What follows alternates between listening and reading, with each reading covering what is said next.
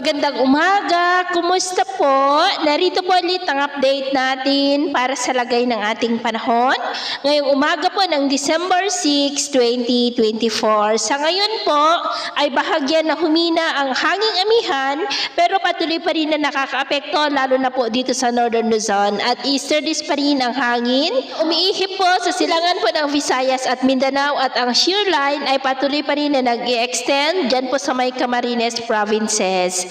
At sa atin pong wind map forecast, mayroon pa rin po dito namamataan na isang sirkulasyon na banta po ng sama ng panahon na lalapit po dito sa ating bansa between 4 to 5 days na magdudulot po ng malalakas na ulan next week, posibleng sa Miyerkules, dyan sa may Mindanao at Kabisayaan. Kaya patuloy pa rin natin yan nababantayan kung matutuloy po o hindi. At ito naman ay pinapakita ng forecast model natin pong ginagamit hanggang po sa susunod na 2 linggo. Sa lagay po ng ating panahon, ngayong madaling araw ay maayos naman ang panahon sa malaking bahagi ng ating bansa pero dahil po sa amihan ay may mga pag-uulan sa may Babuyan Islands, Cagayan, Apayao, ilang bahagi ng Isabela, lalo na po sa northern part at maging po sa ilang bahagi ng Ilocos Sur.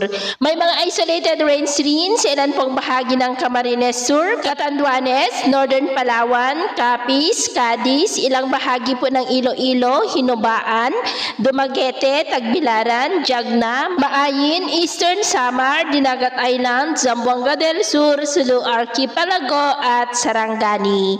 At mamaya po ay sisikat naman ang araw sa malaking bahagi ng ating bansa pero dahil pa rin sa amihan ay maulap pa rin ang kalangitan with isolated light to heavy rains. Lalo na po dito sa may Cagayan, ilang bahagi ng Apayao at Babuyan Islands. Maulap rin ang kalangitan with isolated rains.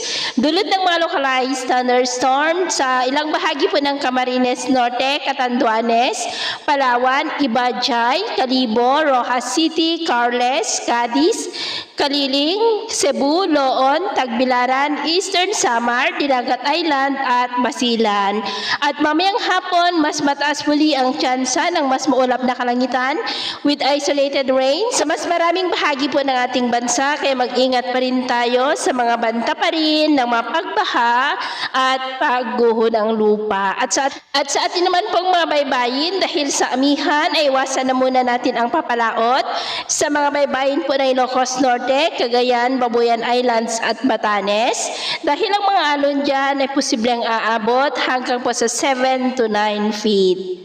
Kaya hanggat maaari ay iwasan na po muna natin ang papalaot dyan sa mga may kulay pula para mas makaiwas sa mga sakunang pangkaragatan. So yun po muna ang latest update natin sa araw na ito. At ako po muli si James na nagsasabing sa kahit anong pagsubok po na darating sa ating buhay, huwag na huwag po tayong mawawalan ng pag-asa. Thank you and God bless!